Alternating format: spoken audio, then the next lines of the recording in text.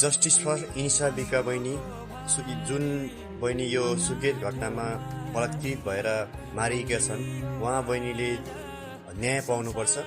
अब यो छानबिन समितिले यो प्रहरीहरूले छानबिन गरिएको छ भने यसलाई सही सत्य छानबिन गरेर दोषीलाई हदैसम्मको कारबाही हुनुपर्छ।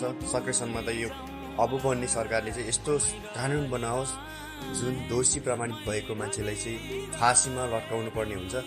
यो समाजमा अहिले छोरी चेली भएर जन्मिनु नै गल्ती हो कि भन्ने अहिले समाजमा चलिरहेको अवस्था छ।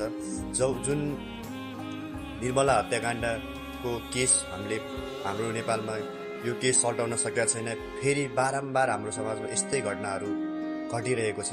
अहिलेको समयमा छोरी चेलीहरू असुरक्षित पो छ कि भन्ने भाष्य अब हाम्रो समाजमा बनिरहेको हुँदा अब बन्ने सरकारले यस्तो सरकार बनाओस् जो मान्छे दोषी कारबाही हुन्छ त्यसलाई चाहिँ फाँसीमा चढाउनु पर्छ। अब बन्ने सरकारलाई चाहिँ हाम्रो यो आशा अपेक्षा राखेको छु।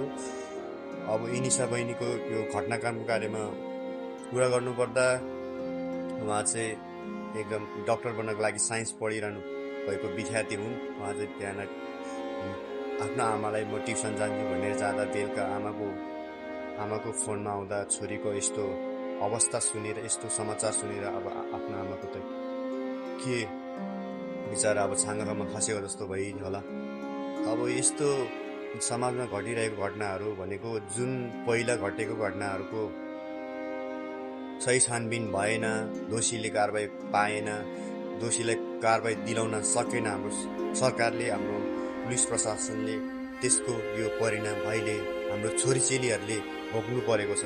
त्यही भएर अब बन्ने सरकारले चाहिँ यस्तो कानुन बनाउनु पर्छ कि अब कुनै व्यक्तिले पनि यस्तो कार्यहरू गर्दाखेरि 1000 बार सोच्नु परोस्, 1000 बार सोचेर गर्नु परोस्।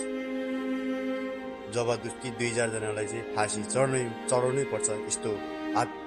यस्तो कार्य गर्ने यस्तो हत्याराहरूलाई जब एउटा चेलीलाई 3-4 जना युवाहरूले मिलेर यस्तो कार्य गर्न बाध्य सोच्छन्, यस्तो कुराहरू सोच्छन्। अब जे भए पनि अब जे घटना घटिहाल्यो।